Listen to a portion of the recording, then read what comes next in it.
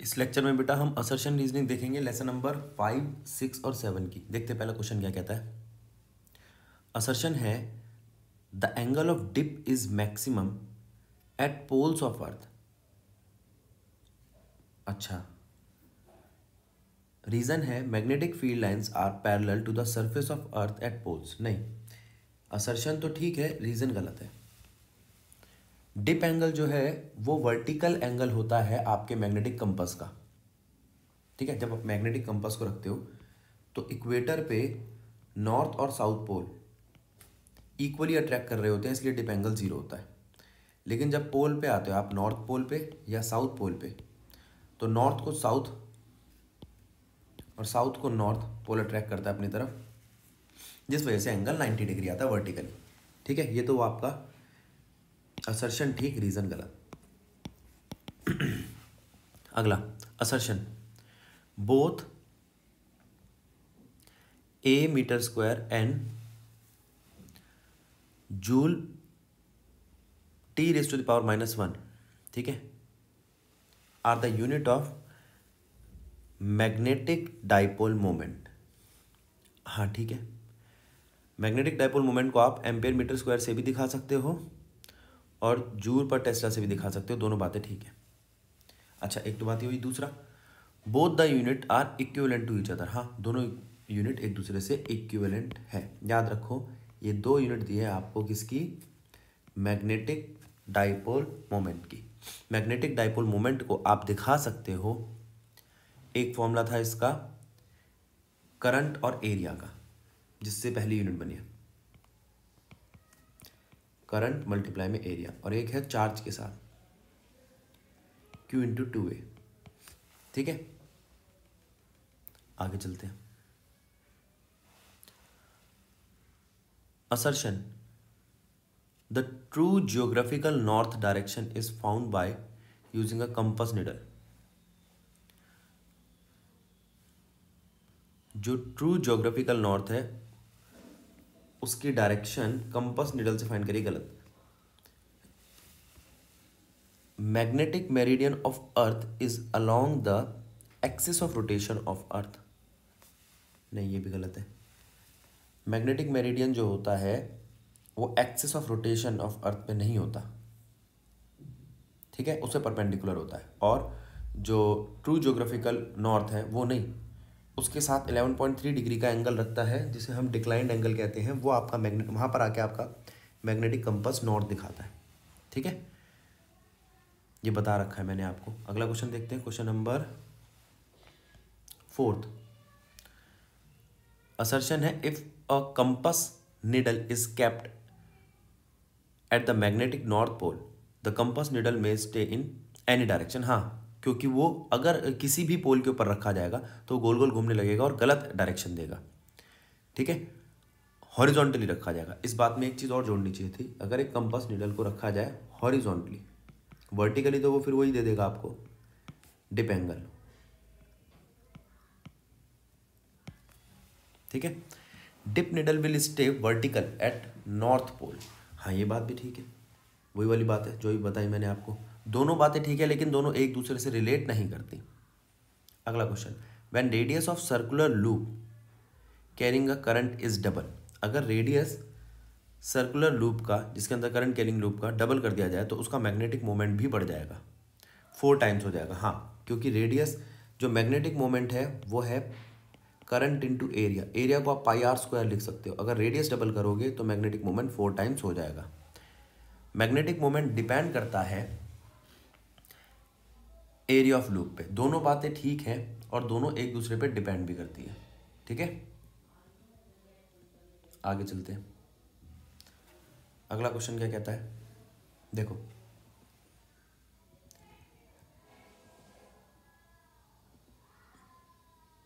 देखो, eddy current. Assertion, eddy current is produce in any metallic conductor when magnetic flux is change around. ठीक है, eddy current produce होता है जब magnetic flux change होती है, बिल्कुल ठीक है। एडी करंट आपका इंड्यूस करंट ही है। इंड्यूस करंट प्रोड्यूस होता है किसी मेटेलिक कंडक्टर में जब मैग्नेटिक फ्लक्स उसके चारों ओर चेंज होती है। ठीक है। रीज़न है electric potential determine the flow of charge. हाँ, इलेक्ट्रिक पोटेंशियल जो है उसमें चेंज आता है। ठीक है, एक मिनट रुको।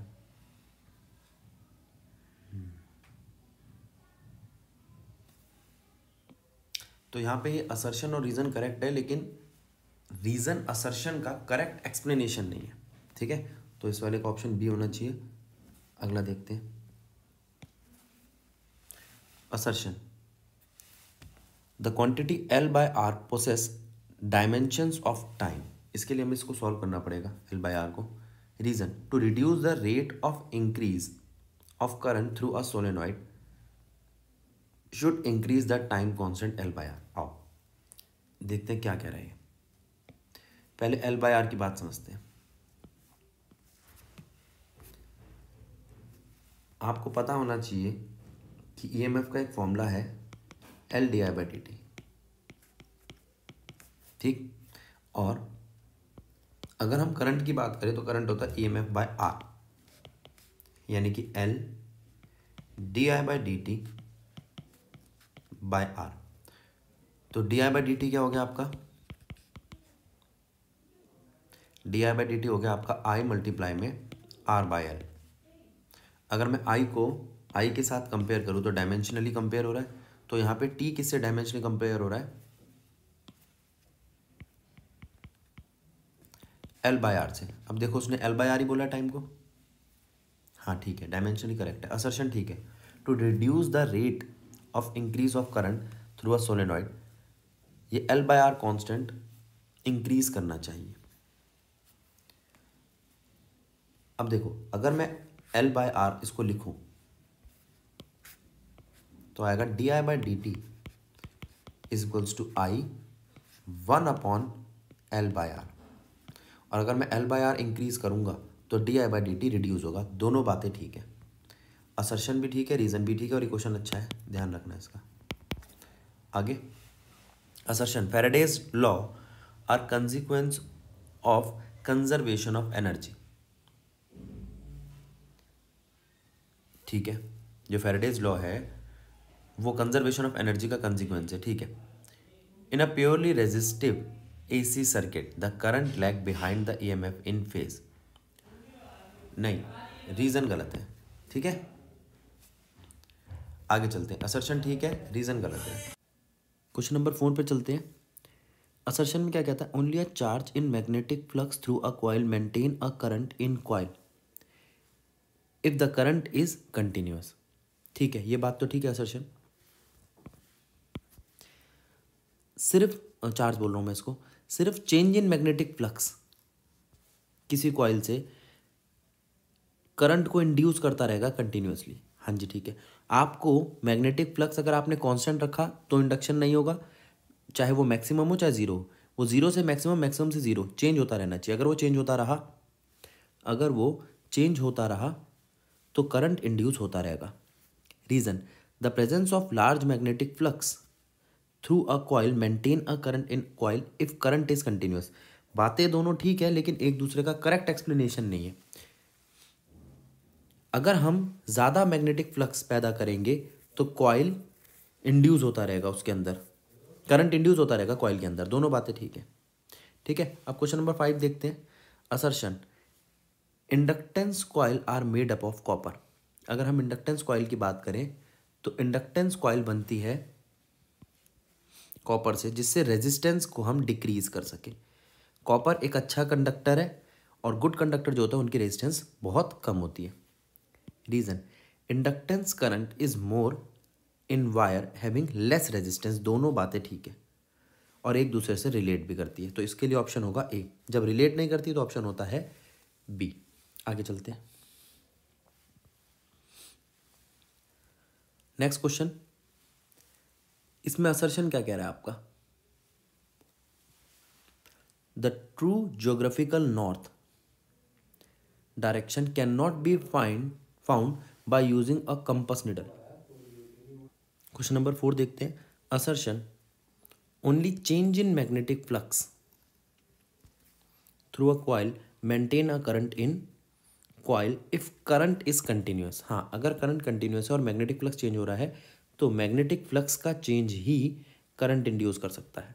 The presence of large magnetic flux through a coil maintain a current in coil if current is continuous. दोनों बातें ठीक है लेकिन करेक्ट एक्सप्लेनेशन नहीं है, तो बी आंसर होगा। अगला assertion, inductance coil made up of copper, जिससे उसकी रेजिस्टेंस लो हो। Reason, inductance induced current is more if induced current is more in wire having less resistance। तो ये करेक्ट एक्सप्लेनेशन भी है। ठीक है, असर्शन कहता है inductance coil are made up of copper. Copper की बनी होने का मतलब है वो मेटल की बनी है और मेटल का मतलब low resistance. Induced current is more in wire having less resistance, ये बात बिल्कुल ठीक है। अगला देखते हैं इस क्वेश्चन में क्या कह रहा है। Assertion, the true geographical north direction cannot be found by using a needle compass। Needle compass को अगर आप हॉरिजॉन्टली रखोगे तो वो नॉर्थ साउथ डायरेक्शन नहीं ढूंढ सकता, क्योंकि नॉर्थ और साउथ पे जो ज्योग्राफिकल नॉर्थ होता है उसके ऊपर पहुंचने के बाद वो गोल गोल घूमने लगेगा। एक बात, ठीक है। दूसरी बात, अगर मैं आपसे बात करूं नॉर्थ और साउथ की, तो ज्योग्राफिकल नॉर्थ अगर हम देखें तो वो नॉर्थ नहीं होता जो हमारे अर्थ का नॉर्थ होता है। उसके साथ एक एंगल ऑफ डिक्लिनेशन बन रहा होता है 11.3 डिग्री का, जो हमने आपको बताया था। तो यहां पर अगर वो पूछे ज्योग्राफिकल नॉर्थ तो हम कहेंगे वो ज्योग्राफिकल नॉर्थ नहीं है। और ज्योग्राफिकल नॉर्थ वैसे भी हमारी जो अर्थ होती है उसका साउथ होता है। तो वहां से एक पॉइंट और आता है कि वहां पर आपको न्यूट्रल पॉइंट मिलने लगते हैं। न्यूट्रल पॉइंट वो पॉइंट होता है जहां पर मैग्नेटिक कंपास काम नहीं करता। आगे रीजन क्या है इसका, the magnetic meridian of earth is along the axis of rotation. ये बात गलत है। अगर हम बात करें मैग्नेटिक मेरिडियन की, ठीक है, तो मैग्नेटिक मेरिडियन को आप कैसे बता सकते हो। मैग्नेटिक मेरिडियन वो वर्टिकल प्लेन है, वर्टिकल प्लेन जहां पर अर्थ का मैग्नेटिक पोल्स आ रहे हो, अर्थ का मैग्नेटिक एक्सिस आ रहा हो, उसे हम कहते हैं अर्थ का मैग्नेटिक मेरिडियन। ठीक है, तो वो उसके एक्सिस के अलोंग नहीं होगा, वो वर्टिकल होगा उससे। तो रीजन गलत है, असर्शन ठीक है। ठीक है, अगला क्वेश्चन, असर्शन क्या कहता है, द एक्सिस ऑफ, असर्शन क्या कहता है, the axis of the dipole does not coincide with the axis of rotation of earth but it presently tilt by approximately 11.3। बिल्कुल ठीक है, इसी को कहते हैं हम एंगल ऑफ डिक्लिनेशन, जो मैं अभी ऊपर आपको बात बता रहा था।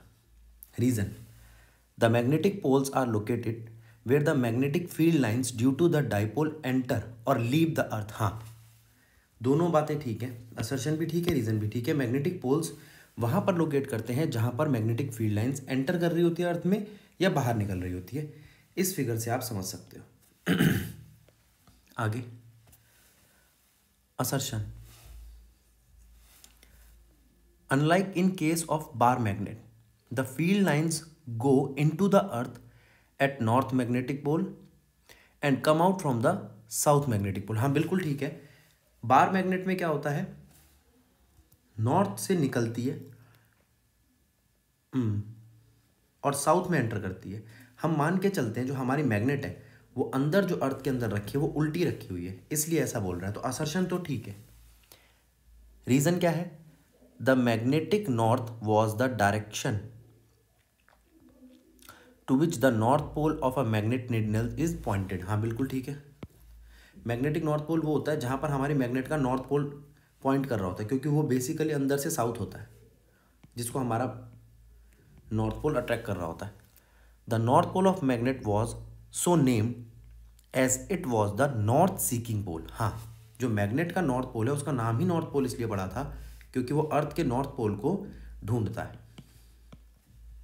ठीक है, लेकिन बातें दोनों ठीक है, इसका करेक्ट एक्सप्लेनेशन नहीं है। करेक्ट एक्सप्लेनेशन होता तो ये बताता कि अर्थ में हम मैग्नेटिक फील्ड लाइंस को उल्टा इसलिए देखते हैं क्योंकि स्टार्टिंग में जब हमारी कन्वेंशन हुई थी तब हमने ऐसा कह दिया था कि जहां पर नॉर्थ अट्रैक्ट हो रहा है वो नॉर्थ पोल है। लेकिन असलियत में नॉर्थ और साउथ पोल कभी एक दूसरे को अट्रैक्ट नॉर्थ और नॉर्थ पोल कभी एक दूसरे को अट्रैक्ट नहीं कर सकते। फिर हमें ये दूसरी कन्वेंशन बनानी पड़ी कि अर्थ के अंदर एक उल्टी मैग्नेट रखी है। आगे चलते हैं, अगले क्वेश्चन पे देखते हैं। असर्शन क्या कहता है? A magnetic needle is free to swing horizontally. ठीक है, अगर हॉरिजॉन्टली उसको छोड़ दे मैग्नेटिक नीडल को, would lie in the magnetic meridian. ठीक है, and the north pole of needle would be pointed towards the magnetic north pole. हाँ, बात ठीक है, नॉर्थ पोल की तरफ दिखाएगा। मैंने बताया था ना कि नॉर्थ पोल का नाम इसलिए पड़ा है क्योंकि वो नॉर्थ की तरफ पॉइंट आउट करता है, अगर हॉरिजॉन्टली रखे, वर्टिकली नहीं। और अगर इसी को हॉरिजॉन्टली को मैं लेके चला जाऊँ नॉर्थ पोल के ऊपर ही, तो ये कोई डायरेक्शन नहीं दिखाएगा। तो असर्शन तो यहाँ ठीक है। Reason, the line joining the magnetic poles is tilt with respect to the geographical axis. ये बात भी ठीक है, वो 11.3 वाली, लेकिन इन दोनों का आपस में कोई लेना देना नहीं है। ठीक है। Assertion, when the magnetic field is applied to a diamagnetic substance, ये आपके कोर्स में नहीं है, डायामैग्नेटिक पैरामैग्नेटिक, ससेप्टिबिलिटी नहीं है। Assertion, the pole of magnet can not be separated by breaking into two pieces. बिल्कुल ठीक बात।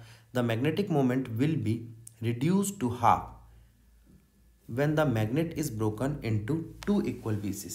अगर हम एक मैग्नेट को दो इक्वल पीसेस में कट करते हैं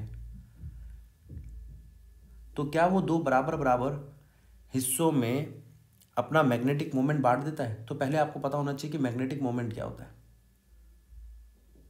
ठीक है, जैसे इलेक्ट्रिक मोमेंट होता था आपका Q इंटू 2a, वैसे ही मैग्नेटिक मोमेंट होता है QM इंटू 2L। तो अगर आप लेंथ को कट करोगे तो मैग्नेटिक मोमेंट भी इक्वली डिस्ट्रीब्यूट हो जाएगा दोनों आधे आधे पीसेस में। ठीक है, तो असर्शन भी ठीक है, रीजन भी ठीक है, लेकिन एक दूसरे से रिलेट नहीं करते। अगला, assertion, substance which at room temperature retain their ferromagnetic property वाला क्वेश्चन आपके नहीं आएगा।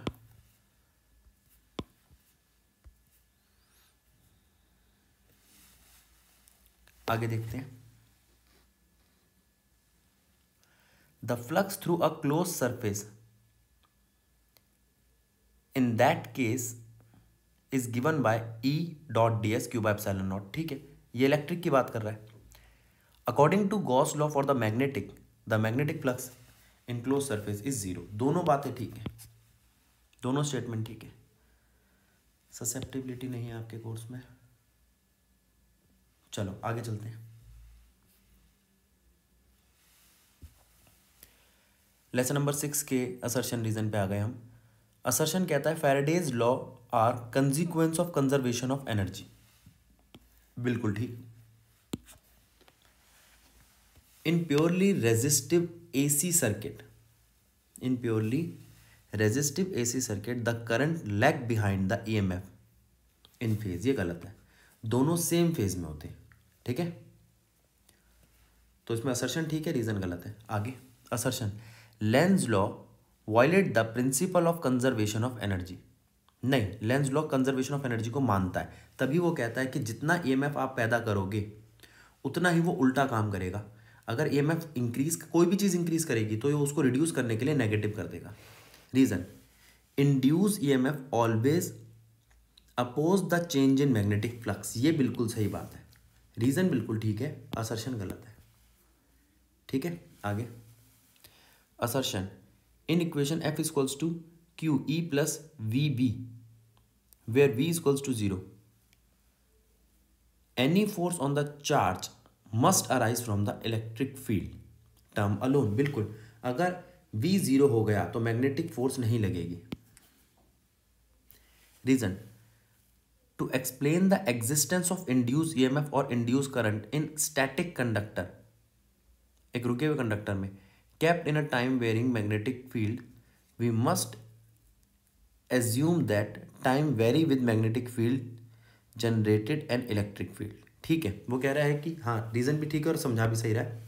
वो कह रहा है अगर आप रुके हुए कंडक्टर की बात कर रहे हैं, स्टैटिक कंडक्टर की बात कर रहे हैं, तो आपको ये बताना पड़ेगा जो उसकी मैग्नेटिक फील्ड है वो उसकी इलेक्ट्रिक फील्ड की वजह से जनरेट हो रही है, एक बात। दूसरी बात, वो जो मैग्नेटिक फील्ड जनरेट हो रही है वो कांस्टेंट है, इस वजह से उस पर कोई फोर्स नहीं लगेगी।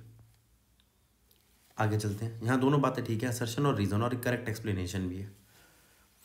Statement 1, the flux can be altered bye changing the shape of coil in magnetic field or rotating coil in magnetic field such that the angle theta between magnetic field and A change।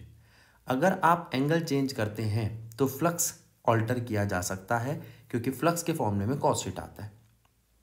Bye changing the shape of coil और angle between the magnetic field and area EMF induce in coil. हाँ, EMF induce भी किया जा सकता है अगर flux change होगा। पहले तो फ्लक्स डेवलप होगा, फ्लक्स डेवलप होगा तो शेप चेंज करने से फ्लक्स चेंज होगा, और अगर फ्लक्स चेंज हुआ तो करंट इंड्यूस होगा। आगे चलते हैं। Statement 1, magnetic flux is equals to B dot A, यानी कि डॉट प्रोडक्ट है, ठीक है। ये एक स्केलर क्वांटिटी है, ठीक है। Quantity obtained by the product of two vectors is always scalar. Product of two vector, कौन सा product? Product, dot product of two vector. तो स्टेटमेंट 1 तो ठीक है, स्टेटमेंट 2 नहीं। Sorry. Assertion, eddy current are undesirable. Eddy current मतलब हम खुद पैदा नहीं करते हैं, अपने आप पैदा होता है। हाँ, अनडिजायरेबल है, हाँ, क्योंकि नुकसान भी हो जाता है। Eddy current heat up the core and dissipate the electric energy in the form of heat. दोनों बातें ठीक है। इसी वजह से वो अनडिजायरेबल होता है, क्योंकि वो आपकी एनर्जी को हीट की फॉर्म में वेस्ट करता है। उस हीट का फॉर्मूला क्या है? I²RT। Eddy current is produce in any metallic conductor when magnetic flux is changed around it. Eddy current produce होता है किसी मेटेलिक कंडक्टर में जब मैग्नेटिक फ्लक्स चेंज होता है। हाँ, बिल्कुल ठीक है, ठीक है। किसी मेटेलिक कंडक्टर में एडी करंट प्रोड्यूस हो सकता है, और बल्कि होना चाहिए मेटेलिक कंडक्टर। एक वायर होगा तो सिर्फ इंड्यूस करंट उसमें डेवलप होगा, और उसका फ्लक्स चेंज होता रहना चाहिए, ये बिल्कुल ठीक बात है। असर्शन ठीक है। रीजन क्या है? Electric potential determine the flow of charge. Electric potential flow of charge को डिटरमाइन करता है, लेकिन असर्शन और रीजन दोनों ठीक है, करेक्ट एक्सप्लेनेशन नहीं है। Assertion, if the inner solenoid was much shorter, अगर इनर सोलेनॉइड जो हो बहुत छोटा हो then the outer solenoid, then we could still have calculate the flux linkage N1 Φ1। तो हम कैलकुलेट कर सकते हैं उसके अंदर फ्लक्स लिंकेज N1 Φ1। रीजन क्या कहता है? The inner solenoid is effectively immerse in a uniform magnetic field due to the outer solenoid. दोनों बातें बिल्कुल ठीक है। अगर ये आउटर सोलेनॉइड है तो इसकी यूनिफॉर्म मैग्नेटिक फील्ड बनी होगी, यूनिफॉर्म मैग्नेटिक फील्ड होगी, जिसके अंदर वो छोटा सा सोलेनॉइड होगा, इनर सोलेनॉइड, ठीक है। तो वहां पर हम कैलकुलेट कर सकते हैं फ्लक्स लिंकेज N1 Φ1। तो इसका असर्शन भी ठीक है, रीजन भी करेक्ट एक्सप्लेनेशन है। आगे चलते हैं। असर्शन, सेल्फ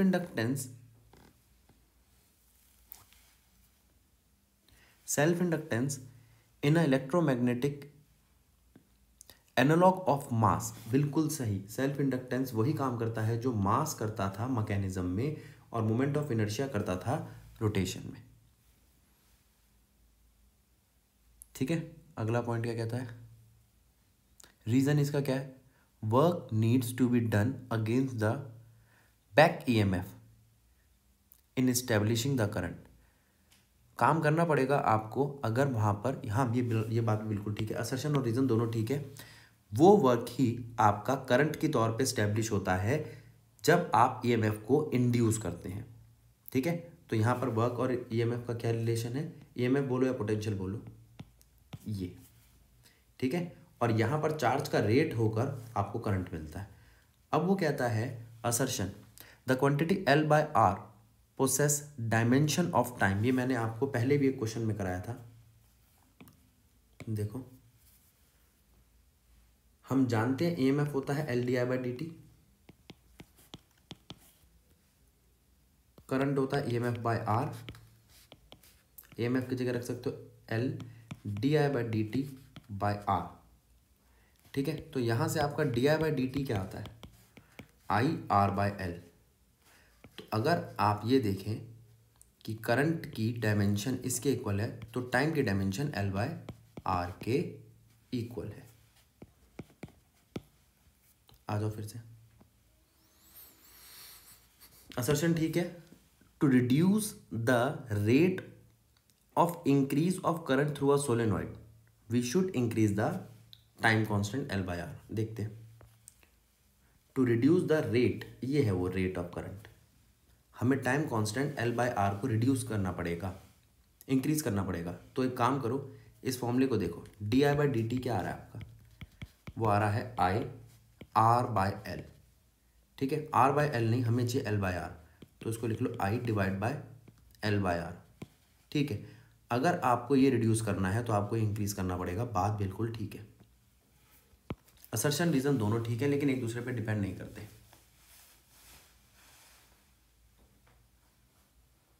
ठीक है, आगे चलते हैं।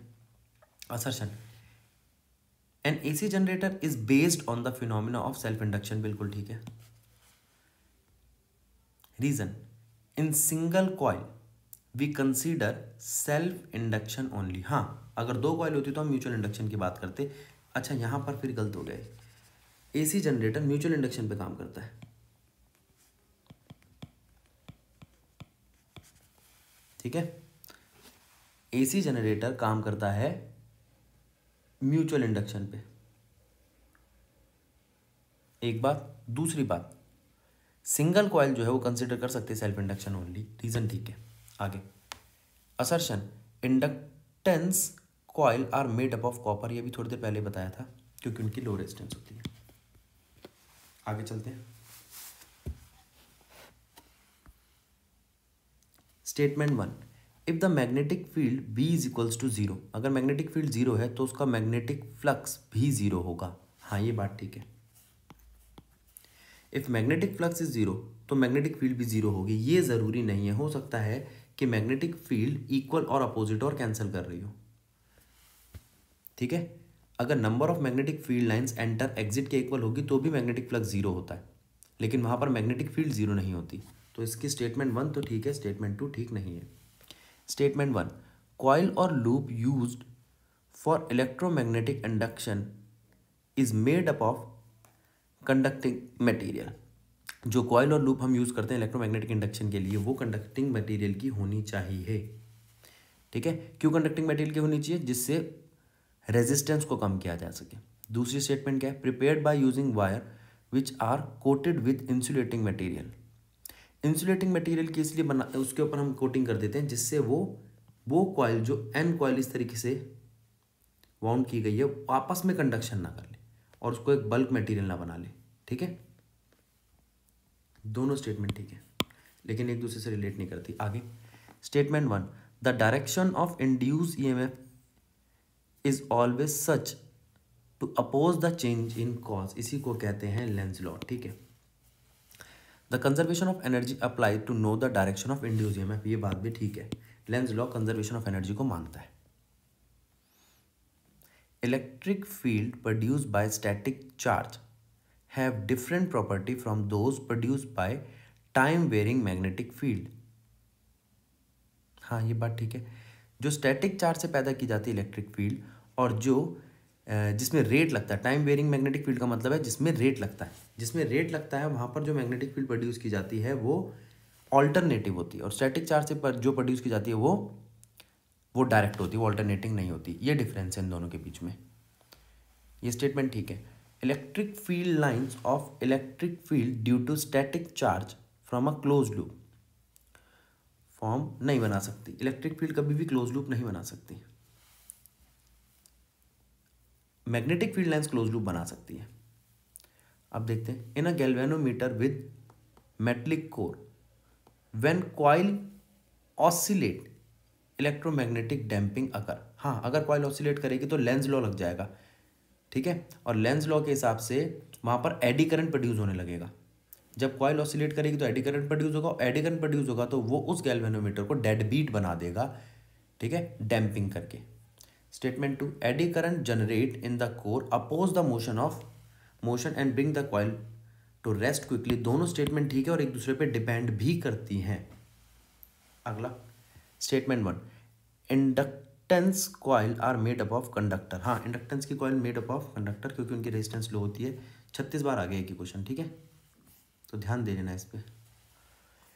Statement 1, in self inductance flux link through a coil of n turns is directly proportional to the current. हाँ, सेल्फ इंडक्शन में जो फ्लक्स होता है वो डायरेक्टली प्रोपोर्शनल होता है करंट के। स्टेटमेंट 2, हाँ दोनों ठीक है और एक दूसरे से रिलेट भी कर रही है, वो समझा ही रहा है उसको। It would be extremely difficult to calculate the flux link with outer solenoid when the current flow in the inner solenoid. अगर करंट इनर सोलेनॉइड में फ्लो कर रहा हो तो आउटर सोलेनॉइड में फ्लक्स इंड्यूस करना, ये डिटरमाइन करना मुश्किल हो जाता है। हाँ, क्योंकि अगर आउटर सोलेनॉइड में करंट फ्लो कर रहा होगा तो उसकी वजह से एक यूनिफॉर्म मैग्नेटिक फील्ड बनेगी जिसके अंदर इनर सोलेनॉइड आता होगा और उस इनर सोलेनॉइड के अंदर हम फ्लक्स इंड्यूस कर सकते हैं। हाँ, स्टेटमेंट ठीक है। As the magnetic field due to inner solenoid would vary across the length as well as area of cross section of the outer solenoid।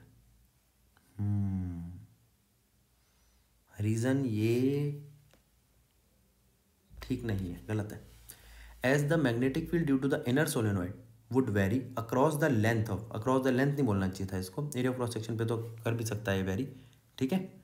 अगला, the self inductance EMF is also called back EMF। हाँ, self inductance EMF को आप back EMF भी कहते हो क्योंकि वो कम कर देता है EMF को। अगर किसी वायर का EMF 5 एम्पेयर है और उसमें सेल्फ इंडक्शन हो गई है तो वो कुछ ना कुछ माइनस करेगा क्योंकि उसकी डायरेक्शन अपोज करती है। Self inductance EMF oppose the change in current. बिल्कुल ठीक है, स्टेटमेंट ठीक भी है और एक दूसरे से रिलेट भी करती है। Statement 1, an exceptionally important application of phenomenon of electromagnetic induction is the generation of alternating current। बिल्कुल ठीक है, इलेक्ट्रोमैग्नेटिक इंडक्शन की एक एप्लीकेशन है AC। The modern AC generator with a typical output capacity of 100 megawatt is highly evolved machine। इस बात का क्या मतलब है, ये ठीक है। The direction of the current change periodically and therefore the current is called alternating current। बिल्कुल ठीक है, जो डायरेक्शन है वो एक के बाद एक चेंज होती रहती है ऑल्टरनेट पोजीशंस पे। periodically का मतलब यहाँ पर ही हो गया कि उसका टाइम पीरियड सेम रहता है। Equation E equals to E0 sine omega T can be written as E equals to E0। Omega की वैल्यू खोल दी 2 पाई न्यू में। दोनों बातें ठीक है, दोनों एक दूसरे से रिलेट नहीं करती। अब चलते हैं हम लेसन नंबर 7 की तरफ। क्वेश्चन नंबर 1 क्या कहता है, assertion AC does not show any magnetic field. Alternate current कोई मैग्नेटिक फील्ड नहीं दिखाता, ऑल्टरनेट करंट मैग्नेटिक फील्ड नहीं दिखाता। रीजन क्या है, AC does not very with time. AC very करता है टाइम के साथ। असर्शन और रीजन दोनों ही गलत है, ठीक है, इस पे ध्यान दो। अगला क्वेश्चन देखो क्या कहता है,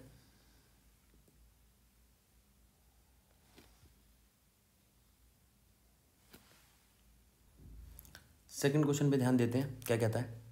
assertion, a variable capacitor is connected in series with a bulb through AC source. If the capacitance of variable capacitor is decrease, brightness पर क्या फ़र्क पड़ेगा। पहली बात तो ये देखो, आपको ये पता होना चाहिए कैपेसिटर और इंडक्टर काम कैसे करते हैं, ज़रा ध्यान दो। हम बात कर रहे हैं कैपेसिटर की, तो वो एक कैपेसिटिव रेजिस्टेंस पैदा करता है XC, जिसका फॉर्मूला होता है 1/ओमेगा C, जिसको हम लिख सकते हैं 1/2π/c। ठीक है, इसकी फ्रीक्वेंसी इनवर्सली प्रोपोर्शनल है। तो अगर मैं बात करूं AC की, जिसकी फ्रीक्वेंसी होती है, उसके लिए XC की वैल्यू बहुत कम होगी, तो कैपेसिटर अलाउ करेगा AC को। अगर मैं बात करूं XL की, तो वो होता है ओमेगा L, 2π/μL AC की फ्रीक्वेंसी होती है, XL भी होगा, तो इंडक्टर ब्लॉक करेगा AC को। ऐसे करके ध्यान रखना है, पहली बात। दूसरी बात, असर्शन क्या कह रहा है? A variable capacitor is connected in series with a bulb, ठीक है, through the AC source if the capacitance of variable capacitor decrease. अब जरा देखना, अगर मैं कैपेसिटेंस डिक्रीज करूंगा तो XC तो बढ़ जाएगा, और अगर XC बढ़ जाएगा तो ब्राइटनेस कम हो जाएगी। हाँ, तो ब्राइटनेस बल्ब की रिड्यूस हो जाएगी। असर्शन ठीक है। दूसरी बात, the reactance of capacitor increase if capacitance decrease. Assertion और रीजन दोनों ठीक है और करेक्ट एक्सप्लेनेशन भी है। आगे, assertion, a capacitor of suitable capacitance can be used in AC circuit in place of a chalk coil. हाँ, चॉक कॉइल की जगह पर आप इसका इस्तेमाल कर सकते हैं, ठीक है, क्योंकि चॉक कॉइल की तरह ये भी धीरे धीरे धीरे धीरे करंट को भेजता है। Reason, a capacitor block DC and allow AC। Reason ठीक है, लेकिन करेक्ट एक्सप्लेनेशन नहीं है। करेक्ट एक्सप्लेनेशन ये होना चाहिए था कि कैपेसिटर जो है वो धीरे धीरे भरता है, ग्रेजुअल प्रोसेस है कैपेसिटर के चार्ज के भरने का। दूसरी बात, क्वेश्चन नंबर 4 क्या कह रहा है? असर्शन है average value of AC over a complete cycle is always 0। हाँ, क्यों? क्योंकि जितना वो पॉजिटिव जाता है उतना ही नेगेटिव जाता है। Reason, average value of AC is always defined over a half cycle. ये बात भी ठीक है, लेकिन करेक्ट एक्सप्लेनेशन नहीं है। एवरेज वैल्यू AC की हम हाफ साइकिल के लिए, एवरेज वैल्यू या मीन वैल्यू हम AC की हाफ साइकिल के लिए ही डिफाइन करते हैं। Question number 5, eddy current is produce in any metallic conductor when magnetic flux is change around it. Eddy current produce होता है किसी मेटेलिक कंडक्टर के अंदर जब मैग्नेटिक फ्लक्स चेंज होता है। ये बिल्कुल ठीक बात है। Reason, electric potential determine the flow of charge. दोनों बातें ठीक है, लेकिन एक दूसरे से रिलेट नहीं करती। ये पीछे भी पढ़ा है हमने question. Assertion, in LCR circuit resonance can take place. LCR circuit में रेजोनेंस हो सकता है। रेजोनेंस, रीजन क्या है? Resonance can take place if inductance and capacitive reactance are equal. दोनों बातें ठीक हैं और रिलेट भी कर रही हैं। Assertion, when the capacitive reactance is smaller than the inductive reactance EMF leads the current. बात को समझो, कैपेसिटिव रिएक्टेंस अगर कम होगा इंडक्टिव रिएक्टेंस से तो कैपेसिटर की बात मानी जाएगी। और मैंने आपको सिविल में क्या बताया था? कैपेसिटर में करंट लीड करता है। अगर यहाँ पर इसका उल्टा होता, इंडक्टिव रिएक्टेंस बड़ा होता और इंडक्टिव रिएक्टेंस छोटा होता, तो इंडक्टर की बात मानी जाती और इंडक्टर में करंट लैग करता है। याद रखना इस बात को। अच्छा पॉइंट है, इस असर्शन को ध्यान रखना कि अगर कैपेसिटिव रिएक्टेंस छोटी होगी इंडक्टिव रिएक्टेंस से LCR सर्किट में तो EMF लीड करेगा। दूसरी बात, reason, the phase angle is angle between alternating EMF और ऑल्टरनेटिंग करंट। बात ये भी ठीक है, लेकिन ऊपर वाले से इसका कोई लेना देना नहीं है, ठीक है। C point, assertion, AC and DC both can be measured by a hot wire instrument. हाँ, दोनों मेजर किए जा सकते हैं। DC को मेजर करने के लिए मैं उसकी मैग्नेटिक प्रॉपर्टी का इस्तेमाल भी कर सकता हूँ, जिसे हम गैल्वेनोमीटर कहते हैं। लेकिन AC को अगर आप मैग्नेटिक प्रॉपर्टी से कैलकुलेट करना जाओगे तो वायर 1 सेकंड में 50 बार घूमेगी, जिससे वो वायर ही टूट जाएगी। दूसरी प्रॉपर्टी होती है इनकी इलेक्ट्रोलिटिक प्रॉपर्टी, जिसमें हम क्या करते हैं, किसी इलेक्ट्रोड पे, कैथोड पे या एनोड पे कितना मास आया है उससे पता लगा सकते हैं कि हमने कितना चार्ज दिया था। लेकिन AC के लिए ये भी फेल हो जाती है, क्योंकि यहाँ पर इलेक्ट्रोड अपनी पोलैरिटी बदलते रहते हैं। 1 सेकंड में ही 50 बार एक रॉड कैथोड या एनोड बनती है। इस वजह से AC वहाँ पे भी मेज़र नहीं किया जा सकता। सिर्फ एक हीटिंग प्रॉपर्टी है दोनों की, जिससे आप दोनों को मेज़र कर सकते हो। असर्शन, रीज़न क्या कहता है? The hot wire instrument is based on the principle of magnetic effect. ये गलत है, रीजन गलत है, असर्शन ठीक है। आगे assertion, today most of the electric devices use और रिक्वायर्ड एसी वोल्टेज। आजकल बहुत सारे डिवाइसेस ऐसी हैं जिनको एसी वोल्टेज की ज़रूरत होती है, बात ठीक है। Most of the electric energy sold by power companies is transmitted and distribute as alternate current. बातें दोनों ठीक हैं लेकिन कोई रिलेशन नहीं है आपस में। The phasor V and I for the case of resistor are in same phase. बिल्कुल ठीक है, जो फेज डायग्राम होता है V और I का वो सेम फेज में होता है रजिस्टर ओनली के लिए, ठीक है। और इंडक्टर ओनली में करंट लैग करता है और कैपेसिटर ओनली में करंट लीड करता है। The phase angle between the voltage and current is zero. बिल्कुल ठीक है, दोनों बातें ठीक है और रिलेट भी करती हैं। When the capacitor is connected to AC source, जब कैपेसिटर AC सोर्स से कनेक्ट किया जाता है, it limits or regulate the current but does not completely prevent the flow of current। बिल्कुल ठीक है, ये कम कर देता है, लिमिट कर देता है और रेगुलेट करता है करंट को, ठीक है। इसलिए इसको चौक कॉइल की जगह भी यूज़ किया जाता है, लेकिन ये रोकता नहीं है, ब्लॉक नहीं करता। AC को ब्लॉक करता है इंडक्टर। रीज़न क्या है? The capacitor is alternatively charge and discharge as the current reverse each half cycle. ये बात बिल्कुल ठीक है, दोनों बातें ठीक है और एक दूसरे से रिलेट भी करती हैं। Assertion, capacitor serves a barrier for DC. Capacitor DC के लिए बैरियर ऑफर करता है और एसी को इजीली पास होने देता है। बिल्कुल ठीक है। Capacitor capacitive reactance is inversely proportional to frequency. Correct explanation भी है ए, ठीक है। Assertion, if X C is greater than XL phi is positive. Phi is positive का मतलब नहीं, फाई नेगेटिव होगा, नीचे होता है फोर्थ क्वाड्रेंट में। एक्स सी का यहाँ बनेगा, अगर एक्सएल बड़ा होता तो ऊपर बनता। And the circuit is predominantly capacitive, नहीं, circuit is predominantly inductive. The current in the circuit, गलत है। इफ एक्स सी इज, तो ये नेगेटिव होगा। ये भी गलत है बेटा, फिर भी एक बार इसको चेक कर लेना, इस वाले क्वेश्चन को। आगे चलते हैं।